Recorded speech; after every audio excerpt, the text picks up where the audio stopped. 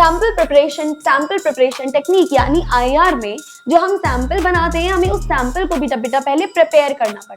सबसे पहले अगर हमारे पास जो सैंपल है वो सॉलिड ले रहे हैं, सबसे ज्यादा पूछे जाने वाली टेक्निक ये है। लिक्विड और गैस उतना ज्यादा नहीं पूछते जितना सॉलिड पूछा जाता है। Hello everyone, welcome back to pharmacy India plus. कैसे हैं आप सारे बच्चे? उम्मीद कर रही हूँ आप सब बहुत अच्छे होंगे और आप सभी की प्रिपरेशन काफी अच्छे से चल रही होगी। तो जैसा कि आप सभी को पता है कि हम लोग ऑलरेडी फार्मास्यूटिकल एनालिसिस की यूनिट 2 पर हैं। यूनिट 2 में हमने काफी सारी चीजें कवर अप कर ली हैं और इसके जस्ट पहले वाली क्लास में मैंने आपको आईआर का कंप्लीट इंस्ट्रूमेंटेशन भी करवाया हुआ है। आई होप आपको इंस्ट्रूमेंटेशन बहुत अच्छे से बहुत डिटेल में समझ आया होगा। और अगर आपने अभी तक हमारी ऐप फार्मेसी इंडिया डाउनलोड नहीं करी है तो जल्दी से डाउनलोड कर लीजिएगा, क्योंकि सभी लेटेस्ट नोटिफिकेशन आपको ऐप पर मिलेंगी। उसके अलावा क्लासेस की जितनी भी पीडीएफ होंगी उन सभी के लिए आप व्हाट्सएप या फिर टेलीग्राम चैनल से ज्वाइन हो सकते हैं। इस क्लास की भी जो पीडीएफ होगी, जो लास्ट क्लास की पीडीएफ, सभी क्लासेस की पीडीएफ आपको यहाँ पर मिलने वाली है। तो अगर अभी तक ना किया हो तो आप डाउनलोड कर लीजिएगा। एंड चलिए बिना किसी देरी के स्टार्ट करते हैं हम अपना आज का टॉपिक। हमारा आज का टॉपिक क्या रहने वाला है? मैम, इंस्ट्रूमेंटेशन पार्ट तो आप ऑलरेडी कवर अप करवा चुके हो, अब फाइनली आप करवाने जा रहे हो सैंपल प्रिपरेशन टेक्निक यानी आईआर में जो हम सैंपल बनाते हैं हमें उस सैंपल को बेटा पहले प्रिपेयर करना पड़ता है। सैंपल कैसा हो सकता है? मैम, जो आपका सैंपल होगा ना वो सॉलिड फॉर्म में भी लाया कर सकता है, वो लिक्विड फॉर्म में भी लाया कर सकता है और वो गैसियस फॉर्म में भी लाया कर सकता है। और ट्रस्ट मी, इन तीनों फॉर्म्स के अलग अलग सैंपलिंग टेक्निक्स होती हैं। सॉलिड की कुछ दूसरी सैंपलिंग टेक्निक होगी, लिक्विड की कुछ दूसरी होगी, गैस की कुछ दूसरी होगी। यानी तीनों फॉर्म्स की जो सैंपलिंग टेक्निक होती है बेटा वो अलग अलग होती है और हमें तीनों ही टेक्निक्स को बहुत ही अच्छे से कवर अप करना है। तीनों ही टेक्निक्स को बहुत अच्छे से पढ़ना है कि भाई ये कैसी टेक्निक्स होती हैं, इनमें हमें क्या क्या चीजें देखनी है। चलिए, सबसे पहले तो हमारी जो सैंपलिंग टेक्निक है ना, it depends on the type of sample. हमारा जो सैंपल है वो किस टाइप का है? हमारा सैंपल सॉलिड है, सैंपल हमारा लिक्विड है या फिर सैंपल हमारा गैस है?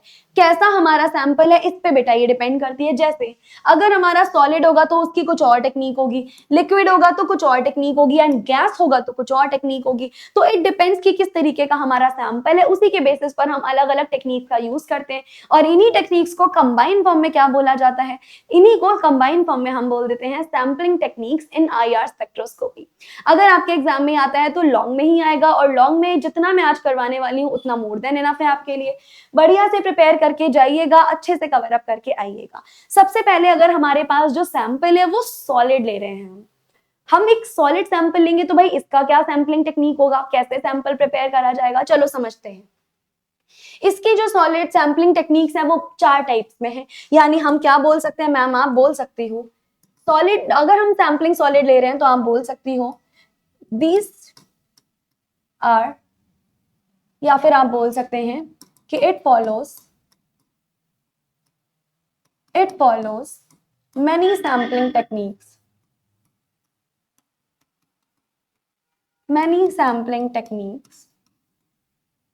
which are as follows। देखते हैं भाई कौन कौन सी हैं। बहुत सारी सैंपलिंग टेक्निक्स फॉलो होती है मैम, कौन कौन सी सैंपलिंग टेक्निक फॉलो होती है? अगर हमारे पास हमारा सैंपल सॉलिड आ रहा है बेटा तो पहली हमारे पास आ गई सॉलिड रन इन सॉल्यूशन। पहली technique solid run in solution हो गया। दूसरी टेक्निक मैम हमारे पास सॉलिड फिल्म्स हो गई। थर्ड टेक्निक है हमारी mull technique is a very important technique. Then आती है प्रेस्ड पैलेट टेक्निक। तो ये 4 टेक्निक्स जो है वो तब यूज करेंगे अगर हमारा सैंपल सॉलिड है तो। अब इन्हीं चारों टेक्निक्स को हम बहुत ही डिटेल में कवर अप करने वाले। एक और इंपॉर्टेंट चीज, सबसे ज्यादा जिन टेक्निक्स के बारे में पूछा जाता है वो होती है सॉलिड सैंपलिंग की टेक्निक। सबसे ज्यादा पूछे जाने वाली टेक्निक ये है। लिक्विड और गैस उतना ज्यादा नहीं पूछते जितना सॉलिड पूछा जाता है। तो चलिए स्टार्ट करते हैं अपनी पहली टेक्निक से, that is solid run in solution. Ma'am, किसी भी solid run in solution technique में क्या करना है आप थोड़ा सा डिटेल में बताइए। चलो बेटा, solid dissolved in a non aqueous solvent. सबसे पहले क्या किया जाएगा मैम? सॉल्वेंट हमारे पास 2 होते हैं, aqueous non aqueous. Non aqueous जहां पे वाटर का बिल्कुल भी यूज नहीं करते। तो अगर नॉन एक्वस सॉल्वेंट में सबसे पहले हमें क्या करना पड़ेगा? अपने सॉलिड को डिसॉल्व करना पड़ेगा, यानी घोलना पड़ेगा अपने सॉलिड को। तो चलो सबसे पहले तो हमने क्या किया, अपने सॉलिड को किसी नॉन एक्वस सॉल्वेंट में डिसॉल्व कर दिया। फिर क्या करोगे आप? फिर कोई भी केमिकल इंटरेक्शन इनके बीच में होगा नहीं, एंड देन ना तो अब्जॉर्प्शन होगा सॉल्वेंट का, ना ही कोई और केमिकल रिएक्शन होगी, और जो सॉल्यूशन बचा is used directly in the sample cells for liquid. सबसे पहले हमने जो सॉलिड था उसको नॉन एक्वा सॉल्वेंट में डिसॉल्व करके उसको एक लिक्विड फॉर्म में बना लिया, जिसकी आपस में किसी भी तरीके से कोई केमिकल रिएक्शन देखने को हमें नहीं मिल रही है। एंड ये यहाँ पर बेसिकली क्या हो रहा है मैम, बेसिकली यहाँ पे किसी भी प्रकार का अब्जॉर्प्शन भी नहीं हो रहा है। तो बेसिकली सॉल्यूशन जो है वो क्या हो जाएगा मैम, डायरेक्टली यूज किया जाएगा उन सैंपल सेल्स में जहां आपने सॉल्यूशन को में फिल करना है। ठीक है, तो जैसे कि देखो इस तरीके का हमारे पास कुछ यूज कर सकते हैं हम। और सॉलिड फिल्म्स क्या होता है ma'am, solid dissolve in a non aqua solvent. यहाँ पे भी हमें क्या करना पड़ेगा मैम, सॉलिड को किसी नॉन एक्वा सॉल्वेंट में डिसॉल्व करना पड़ेगा। फिर क्या करेंगे, a drop of the solution is placed on alkali metal disc. ये जो हमें दी हुई है बेटा, ये इसको बोला जाता है alkali metal disc. Alkali metal से बनी हुई कोई छोटी सी डिस्क होती है। एल्कली मेटल क्या होते हैं मैम, एल्कली मेटल हमारे पास हो सकते हैं लिथियम, सोडियम, पोटेशियम, बहुत सारे हो सकते हैं। तो इन्हीं मेटल से बनी हुई हमारे पास कोई डिस्क होती है, छोटी सी प्लेट टाइप की। इस डिस्क पे क्या करा जाता है मैम, उस सॉल्यूशन की ड्रॉप को डाल दिया जाता है। जैसे कि ये देखिए, इसमें एक सॉल्यूशन की ड्रॉप को अपनी डिस्क पे डाला जा रहा है। तो जैसे ही हम अपने डिस्क पे सॉल्यूशन की ड्रॉप को डालते हैं, it allows solvent to evaporate. जो हमारा सॉल्वेंट होता है वो इवेपोरेट हो जाता है and leaving a thin film. Evaporate यानी उड़ जाना। जैसे ही इवेपोरेट हो जाएगा थिन फिल्म को, यानी इस डिस्क को छोड़ करके वो इवेपोरेट हो जाता है। तो ये यहाँ पर इस टेक्निक में बहुत इजीली हो जाता है। देन उसके बाद हमारे पास जो टेक्निक आती है बेटा, that is called as a mull technique. Mull technique is also very important technique. यहाँ पर क्या क्या यूज होता है मैम, थोड़ा डिटेल में बता दीजिएगा।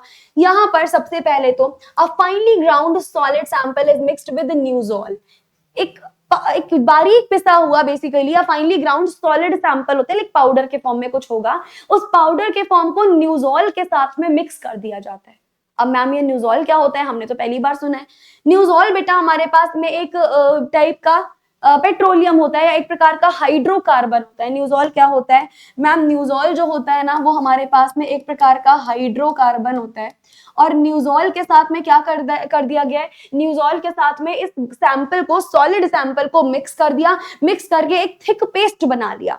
थिक पेस्ट जैसे कि आपने देखा होगा जो स्क्रब यूज होते हैं, हम लोग अपने फेस पे फेस पैक लगाते हैं, वो जिस कंसिस्टेंसी के होते हैं उसी कंसिस्टेंसी का एक स्क्रब बना लिया, यानी हम बोल सकते हैं एक थिक पेस्ट बना लिया। किस किस को जोड़ के, न्यूज़ॉल और सॉलिड सैंपल को जोड़ करके। एंड जो पेस्ट है उसको आईआर ट्रांसमिटिंग विंडो पे, यानी एक पतली सी प्लेट होगी उस पे spread कर दिया, which is mounted in the path of IR. This technique is used to prepare solid samples for analysis. और यहाँ पर क्या होगा, it involves grinding a solid sample with न्यूज़ॉल। यहाँ पर सॉलिड सैंपल को न्यूज़ॉल के साथ में ग्राइंड किया जाता है। मैम न्यूज़ॉल क्या है, न्यूज़ॉल मिनरल ऑयल का एक ब्रांड होता है। जैसे मिनरल ऑयल होता है ना, सेम वही मिनरल ऑयल ही होता है, एक प्रकार का तेल एक टाइप का होता है, जिसके साथ आप अपने सॉलिड सैंपल को मिक्स करके एक थिक पेस्ट बना लोगे। उस पेस्ट को हम विंडो पे यानी अपनी शीट पे पूरा स्प्रेड कर देंगे एंड देन फर्दर उसका एनालिसिस किया जाता है ना जी। एंड देख लीजिएगा यहाँ पे, to create a thick paste, जैसे ही थिक पेस्ट बन जाता है उसको आपकी आईआर ट्रांसपेरेंट प्लेट, दो प्लेट होती है, उन दोनों प्लेट के बीच में ऐसे करके एक सैंडविच टाइप का बना दिया जाता है, फिर उसका एनालिसिस कर लिया जाता है। ये टेक्निक जो होती है वो सबसे ज्यादा यूजफुल होती है for the samples that are not suitable for other methods. सबसे ज्यादा मल टेक्निक उन सैंपल्स के लिए यूजफुल होती है जो सैंपल दूसरी टेक्निक से आपको रिजल्ट नहीं देते। जैसे बेटा केबीआर डिस्क हो गई, such as those that absorbs moisture and are difficult to dissolve. उनके लिए सबसे बेस्ट टेक्निक हमारे पास मल टेक्निक होती है। आपको दिखाती हूं मैं, मल टेक्निक में कुछ इस प्रकार का पेस्ट बनता है। इन्होंने क्या किया गया मैम, यहाँ पर कोई भी सॉलिड सैंपल लिया गया होगा और उस सॉलिड सैंपल को न्यूज़ॉल जो कि एक मिनरल ऑयल होता है, मिनरल ऑयल का एक ब्रांड होता है, उसके साथ में घोल दिया गया, डिसॉल्व कर दिया गया और हमारे पास क्या बन गया, एक इस कंसिस्टेंसी का थिक पेस्ट बन जाएगा। फिर इस थिक पेस्ट का क्या किया जाएगा, दो ट्रांसपेरेंट प्लेट लेंगे, यानी शीशे की छोटी छोटी सी प्लेट ली जाएंगी, उस प्लेट के बीच में इस थिक पेस्ट को सैंडविच बनाकर रख दिया जाएगा, यानी दोनों बीच में ऐसे करके रख दिया जाएगा। फिर क्या होगा, फिर इसका फर्दर एनालिसिस कर लिया जाता है। इसको कहा जाता है मल टेक्निक। देन उसके बाद क्या होता है, उसके बाद न्यूज़ॉल के कुछ डिसएडवांटेजेस भी होते हैं। अब क्या क्या डिसएडवांटेजेस होते हैं, चलो समझते हैं। सबसे पहले तो इसका एक स्ट्रॉन्ग एब्जॉर्प्शन आपको मिलता है इन पर्टिकुलर फ्रीक्वेंसीज पे।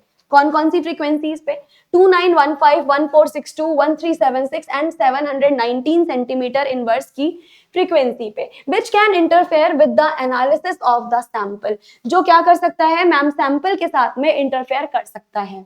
And the method is less suitable for samples that require high resolution spectra. अगर किसी मेथड को या किसी कंपाउंड में हमें हायर रेजोल्यूशन स्पेक्ट्रा चाहिए होता है, तो उनके लिए ये मेथड उतना ज्यादा सुटेबल नहीं होता, उन कंपाउंड्स के लिए थोड़ा सा लेस सुटेबल सा होता है। ठीक है जी, तो ये वाली टेक्निक आपकी मल्ट टेक्निक हो गई। देन हमारे पास आखिरी जो टेक्निक आती है सॉलिड सैंपल की, वो होती है प्रेस्ड पैलेट टेक्निक। इसमें क्या किया जाता है समझिए। This technique involves mixing a solid sample with a IR transparent material. यहाँ पर क्या करते हैं मैम, किसी भी सॉलिड सैंपल को आईआर ट्रांसपेरेंट मटेरियल के साथ में यहाँ पर क्या कर दिया जाता है मैम, मिक्स कर दिया जाता है। बेसिकली कौन सा हम यूज कर सकते हैं, पोटेशियम ब्रोमाइड का यूज कर सकते हो। केबीआर जरूर एग्जाम में लिख के आना, यहाँ से सवाल बहुत पूछा जाता है। एंड फिर क्या करेंगे मैम, फिर ग्राइंड कर देंगे मिक्सचर को एंड देन प्रेस कर देंगे उसको एक प्लेट के थ्रू। मशीन होती है, मशीन के थ्रू एकदम प्रेशर लगा के उसको प्रेस कर दिया जाता है। इसी वजह से इस टेक्निक का नाम प्रेस्ड पैलेट टेक्निक पड़ता है। अब ये क्या क्या इन्वॉल्व करता है मैम, सैंपल की preparation, pellet formation and then IR analysis. जो पैलेट होती है वो भी यहाँ पर प्रिपेयर करनी पड़ती है हमें। देखिए, अब प्रेस्ड पैलेट टेक्निक के कुछ एडवांटेजेस भी होते हैं, कुछ डिसएडवांटेजेस भी होते हैं। हमें दोनों ही चीजें समझनी है कि भाई क्या एडवांटेजेस है, क्या डिसएडवांटेजेस है। पहले मैं आपको बता देती हूँ एडवांटेजेस क्या है, तो ध्यान से सुनना। जो ये टेक्निक है ना, it is suitable for a variety of solid sample, यानी बहुत सारे सॉलिड सैंपल के लिए टेक्निक बहुत बढ़िया है। ऐसा नहीं है कि केवल एक दो पे चलेगी, नहीं, ये बहुत सारे सॉलिड सैंपल के लिए एकदम बढ़िया सी टेक्निक है। जबकि डिसएडवांटेज क्या है, the pellet preparation is very time consuming. जो पैलेट का हम प्रिपेयर कर रहे होते हैं, जो पैलेट बना रहे होते हैं, बहुत टाइम कंज्यूमिंग होता है ये। इसमें सबसे ज्यादा टाइम हमें पैलेट बनाने में ही लगता है, तो ये एक डिसएडवांटेज हो गया। दूसरा advantage, the pellet provides a more stable and uniform sample. जो पैलेट बनने में हालांकि टाइम लगता है बहुत ज्यादा, लेकिन ये बहुत ज्यादा स्टेबल और यूनिफॉर्म सैंपल हमें बना के देती है एनालिसिस के लिए। डिसएडवांटेज क्या है, जो पोटेशियम ब्रोमाइड की आप पैलेट बना रहे हो, ये मॉइस्चर अब्सॉर्ब कर लेती है, यानी हवा में खुला छोड़ दोगे नमी सोख लेगी ये, and affecting the quality of the spectrum. जिस मॉइस्चर के अब्सॉर्बिंग की वजह से जो स्पेक्ट्रम की क्वालिटी मिलनी चाहिए वो नहीं मिलती है, क्वालिटी थोड़ी सी डिस्टर्ब हो जाती है और हमें अच्छा रिजल्ट देखने को नहीं मिलता। ये बड़ी दिक्कत होती है। दूसरा, केबीआर एक आईआर ट्रांसपेरेंट है and does not interfere with the sample spectral band. ये दूसरे सैंपल के बैंड के साथ कोई इंटरफेरेंस नहीं दिखाती है, बहुत बड़ा एडवांटेज है इसका। डिसएडवांटेज क्या होगा, this technique is not suitable for material that can not be ground with KBr.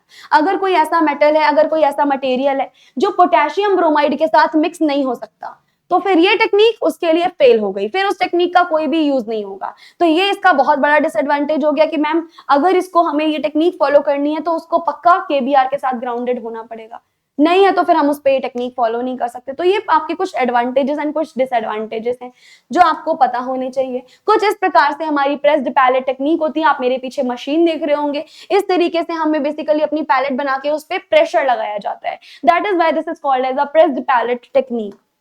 Okay, तो ये हमारे पास कुछ सैम्पलिंग टेक्निक्स थी सॉलिड के लिए। जब हमारा सैंपल अगर सॉलिड है तो हमने 4 सैम्पलिंग टेक्निक्स पढ़ी जो कि काफी ज्यादा इंपॉर्टेंट थी। अब जैसे कि सॉलिड फिल्म पढ़ी, सॉलिड रन इन सॉल्यूशन पढ़ी, मल्ट टेक्निक पढ़ी, प्रेस्ड पैलेट टेक्निक।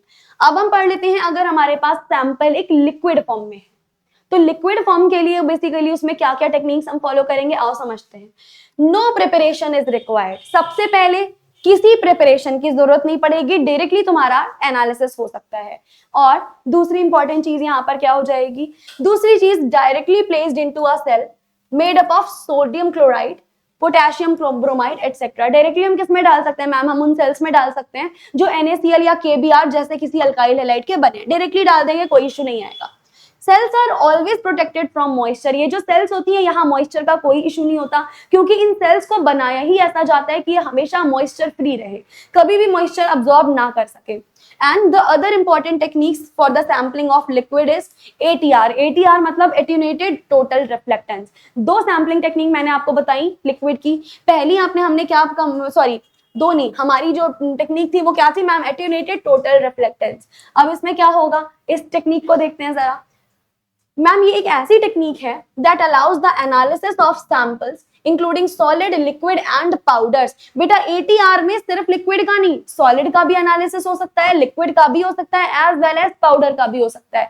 तो this technique is a very very very important technique, क्योंकि सॉलिड, लिक्विड, पाउडर कुछ भी हो हम डायरेक्टली एनालिसिस कर सकते हैं विदाउट रिक्वायरिंग सैंपल प्रिपरेशन। ये तो मैं पहले भी बता चुकी हूँ, लिक्विड्स में किसी सैंपल प्रिपरेशन की कोई जरूरत नहीं होती, हम डायरेक्टली यूज करते हैं। And It allows easy and direct analysis of sample surface without complex preparation. Yes, and in this method an IR beam is passed through a crystal. Crystal जैसे कि डायमंड ले लिया, उसमें हम क्या करेंगे, उसमें डायरेक्टली आईआर रेडिएशन को पास करवाया जाएगा, जो कि बेसिकली डायरेक्ट सैंपल से कॉन्टेक्टेड होगा. When the IR light reflects within the crystal, जब क्रिस्टल के अंदर आईआर रेडिएशन रिफ्लेक्ट करेगा तब क्या होगा, where it touches the sample, जहां ये सैंपल को भी रेडिएट करेगा. It creates a wave that penetrates the short distance into the sample, और जैसे ही ये वेव सैंपल के मॉलिक्यूलर बैंड्स में इंटरेक्ट करेगा हमें एक स्पेक्ट्रम देखने को मिल जाएगा. यानी हमारे पास क्या आ जाएगा मैम, हमारे पास एक फाइनली रिजल्ट आ चुका होगा. एटीआर जो होती है यानी एटीन्यूएटेड टोटल रिफ्लेक्टेंस, बेसिकली बहुत ज्यादा वाइडली यूज किया जाता है. क्यों? क्योंकि मैम ये वाला मेथड बहुत फास्ट है, बहुत रिलायबल है और नॉन डिस्ट्रक्टिव एंड सुटेबल होता है. किस किस के लिए? सॉलिड के लिए भी, लिक्विड के लिए भी, पाउडर के लिए भी. तो इसका काफी ज्यादा हम यूज कर सकते हैं. नेक्स्ट हमारे पास एक और टेक्निक होती है, that is Fourier transform infrared. Fourier transform infrared को बेटा एफटीआईआर टेक्निक भी बोलते हैं. ज्यादातर एफटीआईआर टेक्निक के नाम से ही इसको हम जानते हैं. अब मैम ये क्या होती है, थोड़ा सा जरा एक्सप्लेन कर दीजिए डिटेल में, आओ समझते हैं. FTIR spectroscopy powerful analytical technique है जो कि IR स्पेक्ट्रो में यूज की जाती है for the obtaining of high resolution data for liquids, solids as well as gases. मतलब ये वाली जो टेक्निक है बेटा ये किस किस पर वैलिड है मैम? ये वैलिड है हमारी सॉलिड पर भी, ये वैलिड है हमारी लिक्विड पर भी, एज वेल एज ये वैलिड है हमारी गैसेस पर भी. सभी पर ये टेक्निक जो है वो वैलिड है. FTIR collects all wavelengths simultaneously using an interferometer, और इस इंटरफेरोमीटर को बहुत ज्यादा पूछा जाता है एग्जाम में, that is Michelson interferometer. Michelson interferometer use कहाँ किया जाता है? FTIR में माइकलसन इंटरफेरोमीटर का यूज किया जाता है. the resulting signal called interferogram, जो हमें एक रिजल्ट मिलता है या जो रिजल्टिंग कंपाउंड मिलेगा उसको क्या बोलेंगे मैम? इंटरफेरोग्राम बोला जाएगा. Is then converted into IR spectrum using mathematical process. इस मैथमेटिकल प्रोसेस को फोरियर ट्रांसफॉर्म बोला जाता है. इस वजह से ही इस पूरी सीरीज का या इस पूरी टेक्निक का नाम पड़ता है Fourier transform infrared. Right? In gas analysis, FTIR is especially useful because it provides fast, sensitive and accurate detection. जब जब गैस सैंपल दिया होगा तब तब इसका सबसे ज्यादा यूज किया जाएगा क्योंकि बहुत फास्ट होती है, बहुत रिलायबल होती है और मल्टीपल गैस कंपोनेंट का एक ही बार में तुरंत डिटेक्शन कर लेगी. एक साथ आपको जितनी गैसेस डालनी है डाल दो, तुरंत यहाँ पे आपका क्या हो जाएगा? डिटेक्शन हो जाएगा.